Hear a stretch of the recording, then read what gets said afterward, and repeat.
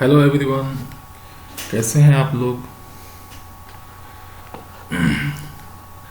आप सभी का एसएनएस कंप्यूटर के चैनल पर स्वागत है। आपके सामने मैं आज 50 बेसिक्स क्वेश्चंस लेकर आया हूं और उसे वन बाय वन करके देखेंगे। तो एसएनएस कंप्यूटर के चैनल पर आप सभी का स्वागत है। तो एक एक कर गाइस सारे क्वेश्चंस को देखते हैं, उनके जवाब भी। सबसे पहला क्वेश्चन आपके सामने है, स्क्रीन पर है। अपने कंप्यूटर में म्यूजिक सुनने के लिए आपको कंप्यूटर पे कार्ड इंस्टॉल करने की ज़रूरत है। अपने कंप्यूटर पर आपको किस कार्ड को इंस्टॉल करने की ज़रूरत है अगर आपको साउंड सुनने हैं तो इसका सही जवाब होगा साउंड कार्ड। जी हाँ दोस्तों, चलते हैं दूसरे सवाल की तरफ। मेमोरी के इस प्रकार में स्टोर डेटा को बदला नहीं जा सकता। जी हाँ, इसका आंसर होगा रोम, ROM, रीड ओनली मेमोरी में जो डेटा स्टोर किए जाते हैं उसमें कोई बदलाव नहीं किया जा सकता। तीसरा क्वेश्चन आपके सामने स्क्रीन पर, निम्नलिखित कंपोनेंट्स में से किसे डेटा स्टोर करने के लिए प्रयोग किया जाता है। तो इसका सही जवाब होगा मेमोरी। जी हाँ, इसका सही जवाब मेमोरी। तो नेक्स्ट सवाल पे चलते हैं। नेक्स्ट सवाल आपके सामने, माइक्रो प्रोसेसर को अक्सर एक CPU कहा जाता है। जी हाँ, बिल्कुल सही जवाब, इसका आंसर होगा ट्रू। माइक्रो प्रोसेसर को ही एक CPU कहा जाता है। नेक्स्ट सवाल है आपके सामने, पांचवा सवाल, आप किसी अन्य कंप्यूटर को अपने कंप्यूटर से कनेक्ट करना चाहते हैं। इस सिनेरियो में आपको कौन से कार्ड की आवश्यकता होगी। जी हाँ दोस्तों, यहाँ पे नेटवर्क की बात हो रही है कि अगर दो कंप्यूटर को आपस में आपको जोड़ना है, डेटा शेयर करना है, तो किस कार्ड की ज़रूरत होगी। तो इसका सही आंसर है NIC card, network interface card. तो नेक्स्ट सवाल आपके सामने, निम्न में से कौन सी प्राइमरी मेमोरी है। तो गाइस आपको पता है रैंडम एक्सेस मेमोरी यानी रैम जो है वो आपको प्राइमरी मेमोरी है। तो इसका सही जवाब होगा रैम। तो नेक्स्ट क्वेश्चन पर चलते हैं, बहुत ही इम्पोर्टेंट MCQs है। स्टूडेंट्स, व्यूअर्स, मेरे प्यारे व्यूअर्स, अगर आपको ये सारे क्वेश्चंस पसंद आए तो आप इसे लाइक करें, कमेंट करें और दोस्तों के बीच शेयर करें। ये आपका computer operator, executive assistant, data entry operator के एग्ज़ाम्स के लिए बहुत ही महत्वपूर्ण है। तो दोस्तों इसे पढ़ें और अपने दोस्तों के बीच शेयर करना ना भूलें। तो सातवां क्वेश्चन आपके सामने, डिजिटल सिस्टम का सबसे छोटा यूनिट है बिट। सबसे छोटा यूनिट किसे कहा जाता है, बिट को। तो गाइस नेक्स्ट क्वेश्चन आपके सामने, स्टोरेज डिवाइसेस की कैपेसिटी आमतौर पर मीटर में मापी जाती है। बिल्कुल ही गलत है, इसका आंसर होगा फॉल्स, क्योंकि कंप्यूटर की कैपेसिटी मापी जाती है किसमें, बिट और बाइट में। नौवां सवाल आपके सामने, 8 बिट्स के ग्रुप को 1 बाइट्स कहा जाता है। जी हाँ, 8 बिट्स के ग्रुप को 1 बाइट्स कहा जाता है। ये बिल्कुल सही है, इसका आंसर होगा ट्रू, इसका सही जवाब है। नेक्स्ट क्वेश्चन यानी 10वां क्वेश्चन आपके सामने, random access memory dash memory का प्रकार होता है। रैंडम एक्सेस मेमोरी, इसके बारे में आप जानते हैं, इसमें सारे डेटा कंप्यूटर के बंद होने के बाद लॉस्ट हो जाते हैं। तो इसका सही आंसर होगा टेम्पोररी यानी अस्थायी। नेक्स्ट सवाल आपके सामने, इस मुख्य इलेक्ट्रॉनिक कंपोनेंट को कंप्यूटर की फर्स्ट जनरेशन में इस्तेमाल किया जाता है। तो फर्स्ट जनरेशन में गाइस कौन सी डिवाइस मुख्य डिवाइस के रूप में उपयोग होते थे, वैक्यूम ट्यूब। वैक्यूम ट्यूब इसका सही जवाब। तो वैक्यूम ट्यूब फर्स्ट जनरेशन में उपयोग होते थे। तो चलते हैं नेक्स्ट सवाल पर। नेक्स्ट सवाल है, कंप्यूटर का ALU किससे आ रही कमांड को जवाब देता है। यहाँ पे CPU की बात हो रही है, जिसमें ALU CPU का सबसे महत्वपूर्ण अंग होता है, जो कंट्रोल सेक्शन के से आने वाली कमांड पर जवाब देता है, रिस्पॉन्ड करता है। 13th क्वेश्चन आपके सामने, एक हाइब्रिड कंप्यूटर कैसा दिखता है। एनालॉग कंप्यूटर जैसा दिखता है, इनमें से कोई नहीं। डिजिटल कंप्यूटर जैसा दिखता है, दोनों एक डिजिटल और एनालॉग कंप्यूटर जैसा दिखता है। इसका आंसर सही डी होगा, क्योंकि हाइब्रिड कंप्यूटर दोनों कंप्यूटर की तरह दिखता है। जी हाँ दोस्तों, इसका आंसर होगा ऑप्शन डी। नेक्स्ट क्वेश्चन पे चलते हैं। 14th number question, high quality graphics को प्रोड्यूस करने के लिए आपको डैश का उपयोग करना चाहिए। इसका सही जवाब प्लॉटर। ये हाई क्वालिटी, अगर आपको बड़े साइज के पिक्चर प्रिंट करने होते हैं तो प्लॉटर का उपयोग करते हैं। नेक्स्ट क्वेश्चन 15वां सवाल, किसी भी कंप्यूटर सिस्टम का डैश बहुत ही कॉमन क्वेश्चन है। किसी भी कंप्यूटर सिस्टम का ब्रेन डैश होता है, क्या होता है दोस्तों? CPU। नेक्स्ट सवाल पे चलते हैं। एक डम टर्मिनल में होता है, एक डम टर्मिनल जो कि बिना मॉनिटर के बिना CPU के होता है, उसमें सिर्फ कीबोर्ड और स्क्रीन लगे होते हैं, इसलिए वो डम टर्मिनल कहलाते हैं। तो इसका सही जवाब होगा एक कीबोर्ड एंड स्क्रीन। तो 17वें सवाल पे चलते हैं। इंटीग्रेटेड सर्किट्स कौन सी कंप्यूटर की पीढ़ी से संबंधित है? तो आपको गैस पता होगा, फर्स्ट जनरेशन में वैक्यूम ट्यूब आया था, सेकेंड जनरेशन में ट्रांजिस्टर का उपयोग हुआ, और थर्ड जनरेशन में किसका उपयोग हुआ? जी हाँ, IC का उपयोग हुआ। 18वां सवाल, एक मेन फ्रेम और एक सुपर कंप्यूटर के बीच मुख्य अंतर क्या है? काफ़ी लॉन्ग ऑप्शंस हैं, इसको आप ध्यान से पढ़ें। पहला और ये दूसरा, तीसरा। इसका सही जवाब चौथा है। गाइस, सुपर कंप्यूटर का फोकस जितना संभव हो उतनी तेजी से कुछ प्रोग्राम को एग्जीक्यूट करना होता है, जबकि मेन फ्रेम उसकी पावर को एक साथ कई प्रोग्राम को एग्जीक्यूट करने में इस्तेमाल करता है। तो इसका सही जवाब डी।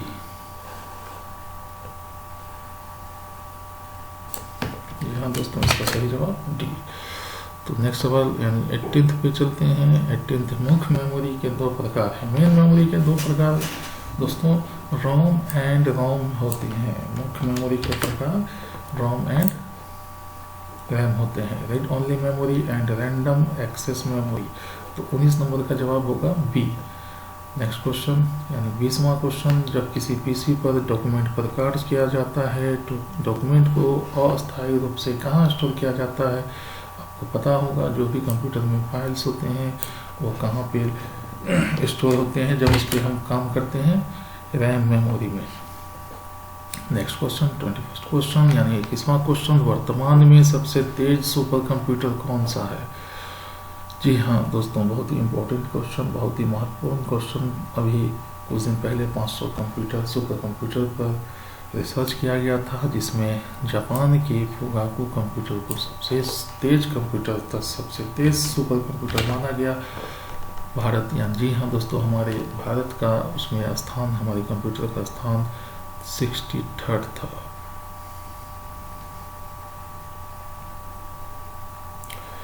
तो 22वें सवाल पे चलते हैं। समानतः रिसाइकल बिन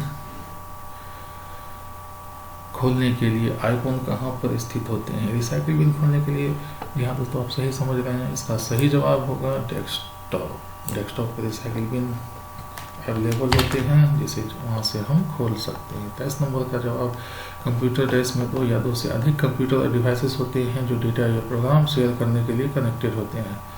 इसका सही जवाब कंप्यूटर नेटवर्क में दो या दो से अधिक कंप्यूटर और डिवाइसेस होते हैं जो डेटा या प्रोग्राम शेयर करने के लिए कनेक्टेड होते हैं। नेक्स्ट सवाल के सामने, कंप्यूटर हार्ड डिस्क क्या है?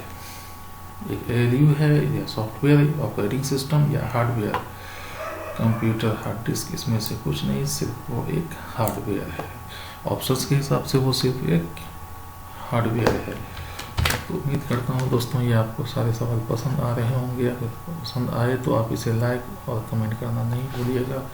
तो 25वां क्वेश्चन आपके सामने, व्हाट इज ULSI? ULSI का यहाँ पे फुल फॉर्म आपसे पूछा गया है, तो इसका फुल फॉर्म होगा अल्ट्रा लार्ज स्केल इंटीग्रेशन। जी हाँ दोस्तों, बी इसका सही जवाब है। तो नेक्स्ट क्वेश्चन पे चलते हैं, यानी 26वें क्वेश्चन पे। सेकेंडरी मेमोरी साइज में मेन मेमोरी से बहुत बड़े होते हैं और स्पीड में मेन मेमोरी से धीमे होते हैं, यानी कम होते हैं। इसका सही जवाब होगा सी। 27 नंबर पे चलते हैं। भौतिक रूप से मेमोरी कितने प्रकार के होते हैं? जी हाँ दोस्तों, भौतिक रूप से तो दो प्रकार के होते हैं, एक प्राइमरी और एक सेकेंडरी मेमोरी। जी हाँ, बिल्कुल आप सही समझ रहे हैं। 28 नंबर के क्वेश्चन पे चलते हैं। प्राइमरी मेमोरी को डैश भी कहते हैं। जी हाँ दोस्तों, प्राइमरी मेमोरी को मेन मेमोरी भी, मुख्य मेमोरी भी कहते हैं। तो इसका सही जवाब होगा ऑप्शन ए। नेक्स्ट क्वेश्चन पर चलें। 29वां नंबर क्वेश्चन। एक सीपीयू की क्षमता किससे मापी जाती है? जी हाँ, एक सीपीयू की क्षमता मिप्स में मापी जाती है। तो इसका सही जवाब होगा सी, MIPS। नेक्स्ट क्वेश्चन आपके सामने स्क्रीन पर। कंप्यूटर में कैरेक्टरों को दर्शाने वाला सबसे आम कोड है। तो सबसे आम कोड यहाँ पे ASCII होगा। इसका सही जवाब यानी बी। जी हाँ दोस्तों, इसका सही जवाब बी होगा। अब चलते हैं 31वें नंबर के सवाल पे। 31वां नंबर का सवाल है। आमतौर पर हम लोग 8 बिट, 16 बिट, 32 बिट या 64 बिट सुनते हैं। ये क्या बताते हैं? कंप्यूटर के वर्ड साइज को, कंप्यूटर के साइज को, कंप्यूटर के नंबर को या कंप्यूटर के वजन को?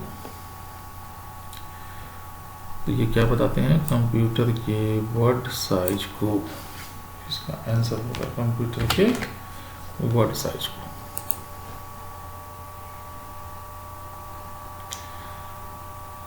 नेक्स्ट क्वेश्चन था 32वां नंबर का क्वेश्चन। कृत्रिम बुद्धि वाले कंप्यूटर किस पीढ़ी के होते हैं?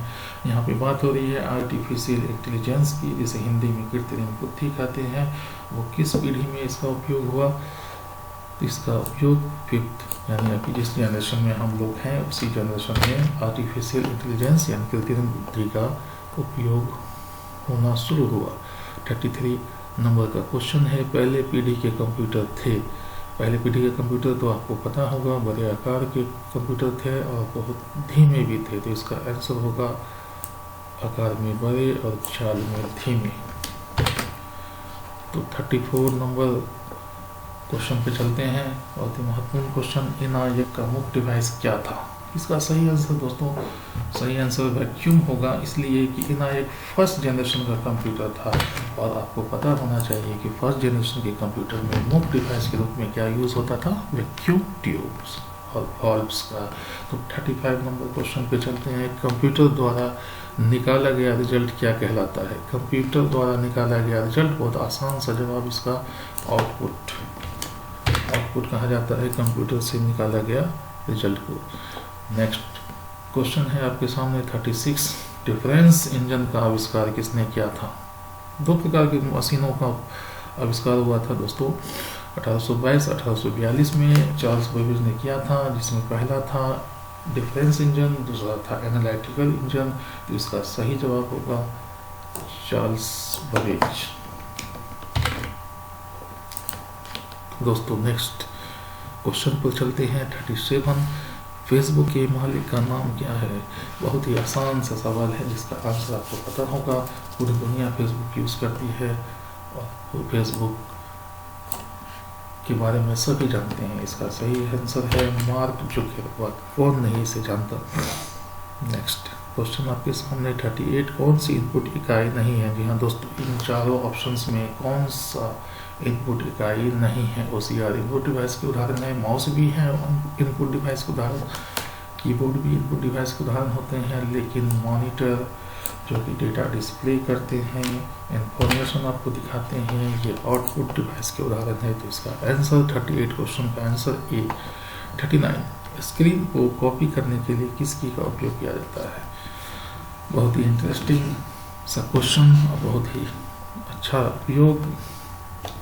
इसका सही आंसर दोस्तों प्रिंट स्क्रीन की, जैसे कि आप मोबाइल में स्क्रीनशॉट लेते हैं पावर और वॉल्यूम बटन को दबाकर, उसी तरह से कंप्यूटर में अगर आपको स्क्रीनशॉट लेना है तो आप प्रिंट स्क्रीन का उपयोग करते हैं। तो इसका सही जवाब सी यानी प्रिंट स्क्रीन।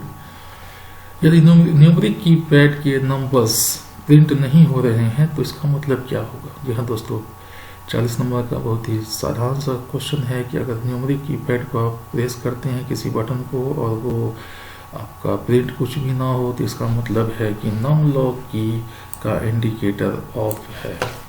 इसका सही जवाब होगा नम लॉक। 41 सवाल पे चलते हैं। किसी डायलॉग बॉक्स या खुले हुए मेनू को हटाने के लिए कौन सा की प्रेस करेंगे? जी हाँ दोस्तों, अगर कोई डायलॉग बॉक्स खुला है या मेनू खुला है तो उसे हटाने के लिए आप किस की का उपयोग करेंगे? ESC की का ये यूज़ करेंगे। कंप्यूटर को कितने वर्गों में बांटा गया है? जी हाँ दोस्तों, यहाँ पे गलती से बनता है लिखा गया है, बांटा गया होगा। तो इसका सही जवाब क्या होगा? 4 यानी बी। कंप्यूटर को कितने वर्गों में बांटा गया है? 4, माइक्रो, मिनी, मेन फ्रेम और सुपर कंप्यूटर। तो 42 का आंसर बी। नेक्स्ट क्वेश्चन पे चलें। कंप्यूटर का ना थकना ना बोर होना उसके किस गुण को दर्शाता है? ये उसकी डिलीजेंट।